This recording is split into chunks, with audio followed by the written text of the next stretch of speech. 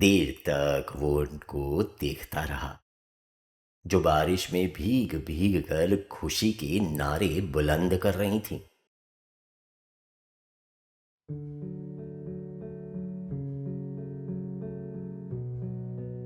मूसलाधार बारिश हो रही थी और वो अपने कमरे में बैठा जल थल देख रहा था। बाहर बहुत बड़ा लॉन था जिसमें दो दरख्त थे। उनके सब्ज पत्ते बारिश में नहा रहे थे। उसको महसूस हुआ कि वो पानी की इस यूरिश से खुश होकर नाच रहे हैं।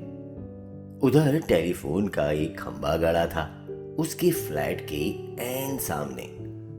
वो भी बड़ा मसरूर नजर आता था, हालांकि उसकी मसरत की कोई वजह मालूम नहीं होती थी।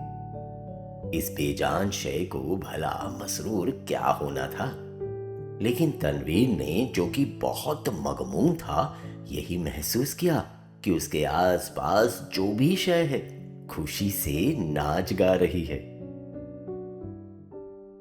सावन गुजर चुका था और बारिश नहीं हुई थी।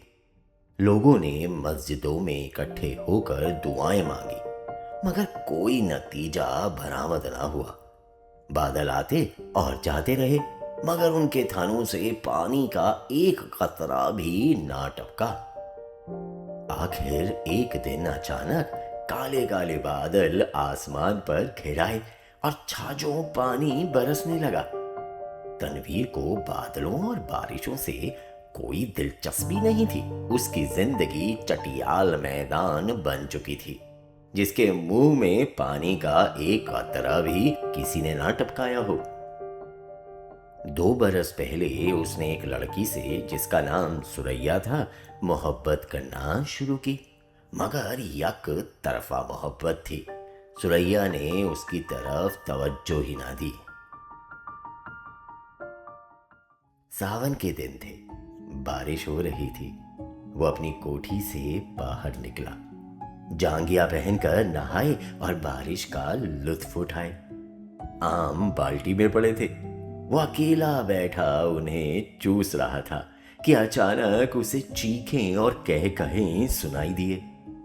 उसने देखा कि साथ वाली कोठी के लॉन में 2 लड़कियां बारिश में नहा रही हैं और खुशी में शोर मचा रही हैं। उसकी कोठी और साथ वाली कोठी के दरमियान सिर्फ एक झाड़ियों की दीवार ही थी। तनवीर उठा, आम का रस चूसते हुए वो बाड़ के पास गया और गौर से उन दोनों लड़कियों को देखा। दोनों महीन मलमल के कुर्ते पहने थीं, जो उनके बदन के साथ चिपके हुए थे। शलवार चूंकि लट्ठे की थी, इसलिए तनवीर को उनके बदन के निचले हिस्से के सही खदोहाल का पता ना चल सका। उसने पहले किसी औरत को ऐसी नजरों से कभी नहीं देखा था। देर तक वो उनको देखता रहा, जो बारिश में भीग भीग कर खुशी के नारे बुलंद कर रही थीं। तनवीर ने उनको पहले कभी नहीं देखा था, इसलिए कि वो कुछ इस किस्म का लड़का था जो किसी लड़की को बुरी नजर से देखना गुनाह समझता था। मगर उसने उस रोज बड़ी ललचाई नजरों से उनको देखा ही नहीं, बल्कि उनके गीले बदन में अंगारा बनकर बरमे की तरह छेद करता रहा। तनवीर की उम्र उस वक्त 20 बरस की होगी।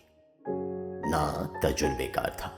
जिंदगी में उसने पहली मर्तबा जवान लड़कियों के शबाब को गीली मलमल में लिपटे देखा, तो उसने यूं महसूस किया कि उसके खून में चिंगारियां दौड़ रही हैं। उसने उन लड़कियों में से एक को मुंतखब करना चाहा।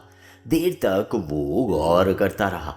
एक लड़की बड़ी शरीर थी, दूसरी उससे कम। उसने सोचा शरीर अच्छी रहेगी तो उसको शरारतों का सबक दे सके। ये शरीर लड़की खूबसूरत थी। उसके बदन के आज़ा भी बहुत मुनासिब थे। बारिश में नहाती जल परी मालूम होती थी। थोड़ी देर के लिए तनवीर शायर बन गया। उसने कभी इस तौर पर नहीं सोचा था, लेकिन उस लड़की ने जिसका कुर्ता दूसरी के मुकाबले में बहुत ज्यादा महीन था, उसको ऐसे ऐसे शेर याद करा दिए जिसको अरसा हुआ भूल चुका था। इसके अलावा रेडियो पर सुने हुए फिल्मी गानों की धुनें भी उसके कानों में गूंजने लगी और उसने बाढ़ के पीछे से ये महसूस करना शुरू किया कि वो अशोक कुमार है, दिलीप कुमार है। फिर उसे कामिनी कौशल और नलिनी जयवंत का ख्याल आया, मगर उसने जब उस लड़की की तरफ इस गरज से देखा कि उसमें कामिनी कौशल और नलिनी जयवंत के खदोहाल नजर आ जाएं, तो उसने उन दोनों एक्ट्रेसों पर लानत भेजी। वो उनसे कहीं ज्यादा हसीन थी। उसके मलमल के कुर्ते में जो शबाब था, उसका मुकाबला उसने सोचा कोई भी नहीं कर सकता। तनवीर ने आम चूसने बंद कर दिए और उस लड़की से जिसका नाम प्रवीण था, इश्क लड़ाना शुरू कर दिया। शुरू शुरू में उसे बड़ी मुश्किलात पेश आईं, इसलिए कि उस लड़की तक रसाई तनवीर को आसान नहीं मालूम होती थी। फिर उसे अपने वालिदैन का भी डर था। इसके अलावा उसे ये भी यकीन था कि वो उससे मुल्तफित होगी या नहीं। बहुत देर तक वो उन्हीं उलझनों में गिरफ्तार रहा। रातें जागता, झाड़ियों की पस्त कद झाड़ के पास जाता, मगर वो नजर ना आती। घंटों वहां खड़ा रहता और वो बारिश वाला मंजर जो उसने देखा था, आंखें बंद करके जहन में दोहराता रहता।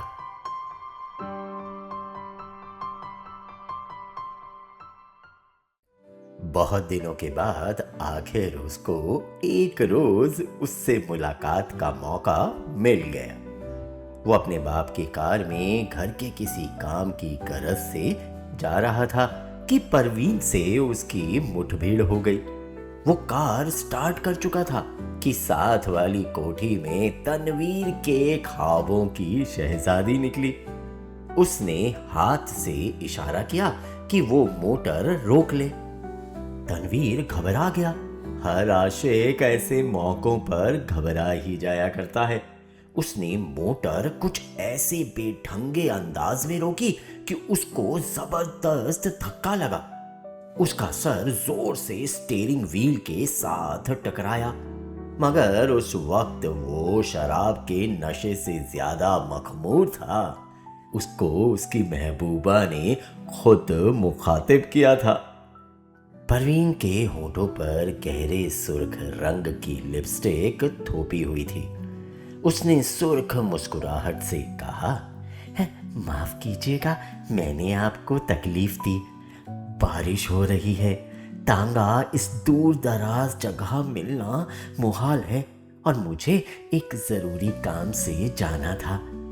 आप मेरे हमसाए हैं, इसलिए आपको ये जहमत दी। तनवीर ने कहा, जहमत का क्या सवाल पैदा होता है? मैं तो उसकी जबान लड़खड़ा गई। आपसे मेरा तारुफ तो नहीं है, लेकिन आपको एक बार देखा था। परवीन अपनी सुर्ख मुस्कुराहटों के साथ कार में बैठ गई और तनवीर से पूछा, आपने मुझे कब देखा था? तनवीर ने जवाब दिया, आपकी कोठी के लॉन में जब आप और आपके साथ एक और लड़की बारिश में नहा रही थी। परवीन ने अपने गहरे सुर्ख लबों में से चीख नुमा आवाज निकाली, हाय, आप देख रहे थे? ये गुस्ताखी मैंने जरूर की, इसके लिए माफी चाहता हूं। परवीन ने एक अदा के साथ उससे पूछा, आपने देखा क्या था? यह सवाल ऐसा था कि तनवीर उसका जवाब नहीं दे सकता था। आए बाएं शाएं करके रह गया। जी कुछ नहीं, बस आपको, मेरा मतलब है कि दो लड़कियां थी जो बारिश में नहा रही थी और खुश हो रही थी। मैं उस वक्त आम चूस रहा था। परवीन के गहरे सुर्ख लबों पर शरीर मुस्कुराहट पैदा हुई। आप चूसते क्यों हैं? काट कर क्यों नहीं खाते? तन्वीर ने मोटर स्टार्ट कर दी। उसकी समझ में ना आया कि सवाल का जवाब क्या दे। चुनांचे वो गोल कर गया। आपको मैं कहाँ ड्रॉप कर दूं?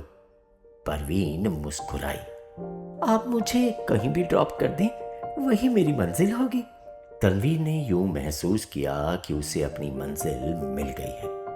लड़की जो उसके पहलू में बैठी है अब उसी की है, लेकिन उसमें इतनी जुर्रत नहीं थी कि वो उसका हाथ दबाए या उसकी कमर में 1-2 सेकंड के लिए अपनी बाजू हमायल कर दे। बारिश हो रही थी, मौसम बहुत खुशगवार था। उसने काफी देर सोचा। मोटर की रफ्तार उसके ख्यालात के साथ साथ तेज होती गई। आखिर उसने एक जगह उसे रोक लिया और जज्बात से मगलूब होकर उसको अपने साथ चिमटा लिया। उसके होठों से अपने होठ पैवस्त कर दिए। उसको ऐसा महसूस हुआ कि वो कोई बहुत ही लजीज आम चूस रहा है। परवीन ने कोई मुज़ाहमत ना की, लेकिन फौरन तनवीर को ये एहसास बड़ी शिद्दत से हुआ कि उसने बड़ी शर्मिंदगी की हरकत की है और गालिबन परवीन को उसकी ये हरकत पसंद नहीं आई। चुनांचे एकदम संजीदा होकर उसने कहा, आपको कहाँ जाना है? परवीन के चेहरे पर यूं खफगी के कोई आसार नहीं थे, लेकिन तनवीर यूं महसूस कर रहा था जैसे वो उसके खून की प्यासी है। परवीन ने उसे बता दिया कि उसे कहाँ जाना है। जब वो उस जगह पहुंचा तो उसे मालूम हुआ कि वो कॉल गर्ल्स का चकला है। जब उसने परवीन को मोटर से उतारा तो उसके होठों पर गहरे लाल रंग की मुस्कुराहट बिखर रही थी।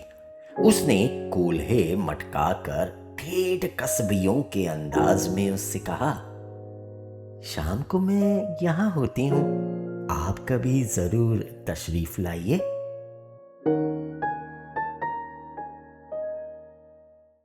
तनवीर जब भौचक्का होकर अपनी मोटर की तरफ बढ़ा तो उसे ऐसा लगा कि वो भी एक कस्बी औरत है जिसे वो हर रोज चलाता है। उसकी लाल बत्ती लिपस्टिक है जो परवीन ने होठों पर थोपी हुई थी। वो वापस अपनी कोठी में चला आया।